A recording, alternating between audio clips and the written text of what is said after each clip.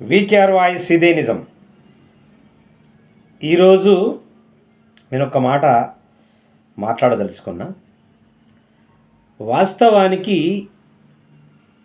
ఎవరికైనా అంటే దాని అర్థం ఇప్పుడు జర్నలిస్టులకైనా, కళాకారులకైనా, తర్వాత ఈ విద్యార్థులు అంటే ఆల్మోస్ట్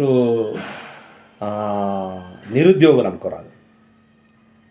వీళ్లకు గత 23 సంవత్సరాల నుండి వాళ్ళొక ఇల్లు కట్టుకోవాలనుకున్నారు.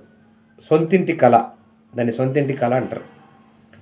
సొంతింటి కళ ఏ కళాకారుడికి నెరవేరలే,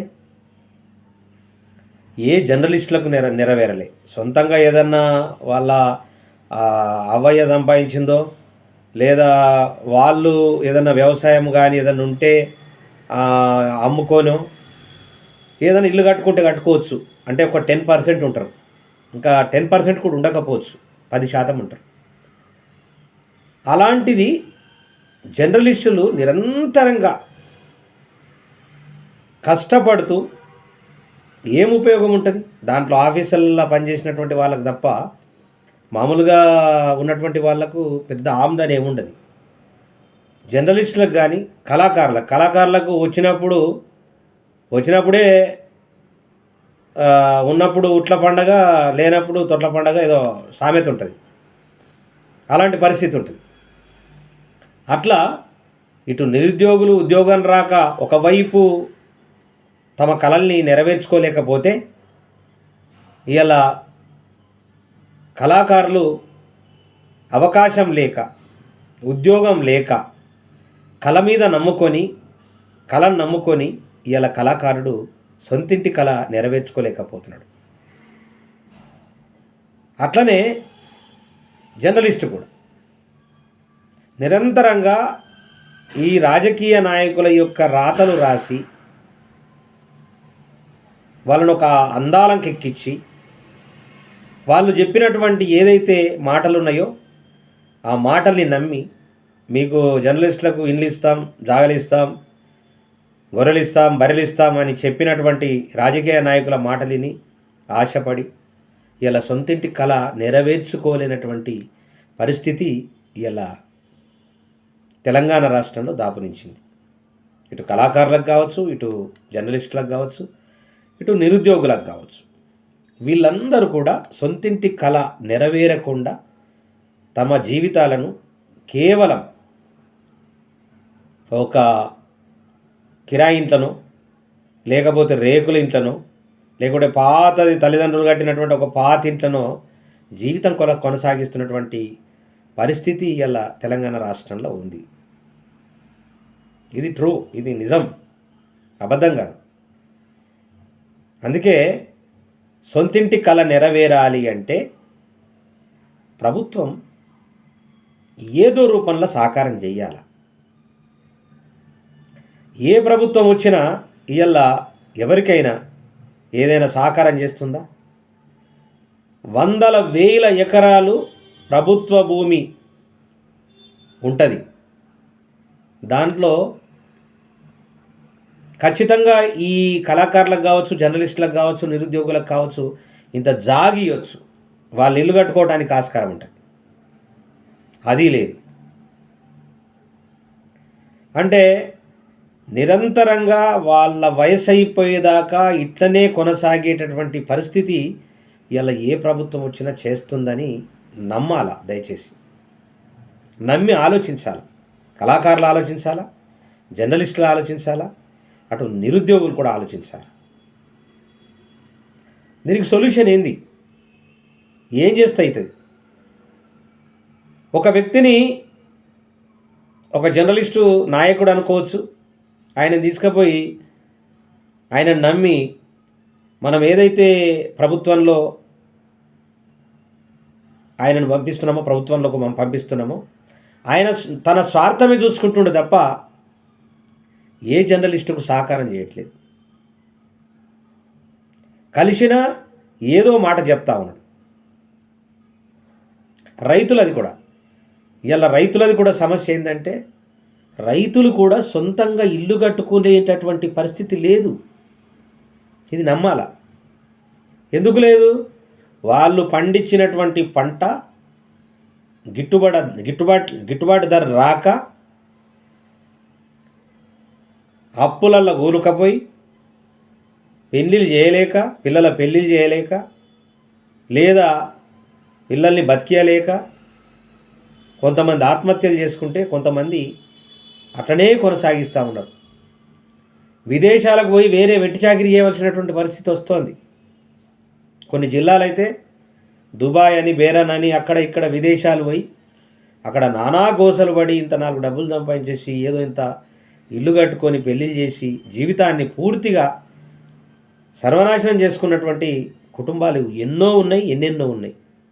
ఏ ప్రభుత్వం వచ్చినా ఇలా కష్టాలు తప్పట్లేదు. రైతులకు రైతు బీమా ఓకే, రైతు రుణమాఫీ ఓకే, రైతు బీమా ఓకే, రైతు రుణమాఫీ ఓకే, రుణం ఇవ్వచ్చు. రైతు బంధు పెట్టి నిజంగా వ్యవసాయం చేస్తున్నటువంటి భూములు రైతు బంధు వేస్తే ఉపయోగం లేదు. ఆ వచ్చిన డబ్బులు దాంట్లో పెడతారు, మళ్ళీ వీళ్ళు గిట్టుబాటు ధర రాదు, వాళ్ళు పంటలు పండిస్తారు, అది వీళ్ళు తీసుకోరు, ఆ డబ్బులు మళ్ళీ వాళ్ళకే పోతాయి, నష్టం జరుగుతున్నది. అదే వ్యవసాయం లేనటువంటి భూములు ఏదైతే ఉన్నాయో వాళ్ళకు మాత్రం హాయిగా వ్యవసాయం లేనటువంటి పడుతున్నటువంటి భూములకు డబ్బులు వస్తే హ్యాపీగా సంవత్సరంకోసారో 6 నెలలకోసారో హ్యాపీగా పడుతూ ఉన్నది. హ్యాపీగా ఆ డబ్బులతో ఇంత ఏదో ఒక చిన్న పని, అదో పెద్ద అమౌంట్ కాదు. ఈ తక్కువ ఉన్నటువంటి వాళ్ళకు, 100 ఎకరాలు ఉన్నటువంటి వాళ్ళకు మాత్రమే అది బెనిఫిట్ జరుగుతూ ఉంది. అంటే రాష్ట్రంలో, ముఖ్యంగా తెలంగాణ రాష్ట్రంలో ఏం జరుగుతున్నది? ఏ ప్రభుత్వం వచ్చినా ఏం జరుగుతూ ఉన్నది? ఒకప్పుడు ఆంధ్ర పరిపాలన ఉన్నప్పుడు మనం ఏమనుకున్నామంటే వాళ్ళంతా దోపిడీ చేసుకుంటా ఉన్నారు, వాళ్ళ దోపిడీ జరిగింది, మన వాళ్ళను రానివ్వలేదు, మన వాళ్ళకు సంపాదించుకోవడానికి ఇవ్వలేదు, రాష్ట్ర అభివృద్ధికి ఇవ్వలేదు, వాళ్ళు నాశనం చేసారు టోటల్గా అనేది ఆ ఉద్దేశంతో నిరంతరంగా 14 సంవత్సరాలు తెలంగాణ కోసం కొట్లాడి, ఇంటింటికి కొట్లాడి, ప్రతి ఇంట కొట్లాడి తెలంగాణ రాష్ట్రం సాధించుకున్న తర్వాత ఇలా జరుగుతున్న పరిణామం ఏంది? ఒకసారి ఆలోచించాలి. ఓటర్లు ఆలోచించాలా, ప్రజలు ఆలోచించాలా. 4.5 కోట్ల మంది తెలంగాణ ప్రజానికం ఇలా ఆలోచించాలా. ఆలోచించి ప్రశ్నించాలి. ప్రశ్నించకపోతే మీకు ఏ ప్రతిఫలం రాదు, అది అట్లనే కొనసాగుతూ ఉంటుంది. దయచేసి నేను ఇప్పుడు నా ఛానల్లో వాస్తవానికి ఉన్నది ఉన్నట్లు చెప్పటానికి కోసం మాత్రమే నేను ఈ ఛానల్ను రన్ చేస్తూ ఉన్నా. కొంతమంది ఆల్రెడీ నిన్న ఈటల రాజేంద్ర అన్న కోసం మాట్లాడితే వ్యతిరేకంగా పెట్టని, నో ప్రాబ్లం, వాళ్ళ ఒపీనియన్ అది. కొందరైతే ఈ మధ్యకాలంలో పుట్టిన ఈ 15-20 సంవత్సరాల పిల్లలు ఒక ఛానల్ ఓపెన్ చేసి ఫేక్ అకౌంట్ ఓపెన్ చేసేసి దాని నుంచి కామెంట్లు పెట్టడం నేర్చుకున్నారు. తర్వాత బీఆర్ఎస్ పార్టీ కూడా ఫేక్ అకౌంట్లు విపరీతంగా ఓపెన్ చేయించి కామెంట్లు పెట్టి చేయడం అనేటటువంటిది జరుగుతూ ఉంది వాళ్ళ అవసరం కోసం. వాళ్ళు ఏ సమాధానం చేసిర్రు? ఏం సమాధానం చేసి తెలంగాణ రాష్ట్రాన్ని నడిపిర్రు? 5 లక్షల కోట్ల రూపాయలు అప్పు చేసి ఇలా తప్పుకున్నారు. 5 లక్షల కోట్ల అప్పు జరిగింది. వాళ్ళు ఒక్కొక్కరు లక్షల కోట్లు, 1000 లక్షల కోట్లు సంపాదించుకున్నారు ఈ తెలంగాణ మీద పడి, ఒక్కొక్క రేంజ్లో. ఆ కుటుంబము బీఆర్ఎస్ ఏదైతే కుటుంబం ఏదైతే దొరల పాలన ఏదైతే ఉందో, ఆ కుటుంబం ఉందో ఆ కుటుంబము కొన్ని లక్షల కోట్లు సంపాదించి పక్కన పెట్టుకొని ఇలా నాటకాలు ఆడతాం. ఏది ఉపయోగం లేకుండా చేసింది. ఒక పని చేస్తే దానికి ఉపయోగం ఉండాలి, దానికి రిటర్న్స్ రావాలి కదా. ఏది చేసినా రిటర్న్స్ రావాలి కదా. రిటర్న్స్ రాకుండా పెట్టుబడి పెడితే ఏమవుతుంది? అప్పులు అవుతాయి. ఎవరైనా సరే, నేను చాలామందికి చెప్తా ఉంటా, రిటర్న్స్ రాకుండా ఏ బిజినెస్ పెట్టినా రేపు నష్టం జరుగుతుంది తప్ప లాభం అనేది జరగదు.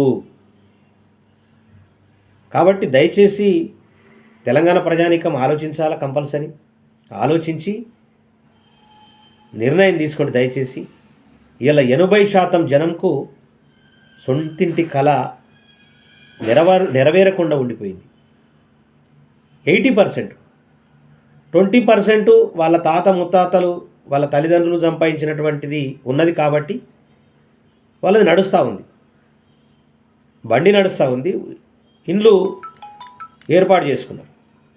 కాబట్టి దయచేసి సొంతింటి కళ 80% జనం ఖచ్చితంగా మీరు ప్రశ్నించాలా, తెలంగాణ రాష్ట్రం కోసం ప్రశ్నించాలా, తెలంగాణ రాష్ట్రంలో జరుగుతున్నటువంటి విధానాల మీద మీరు ప్రశ్నించాలని నేను మరీ కోరుకుంటూ,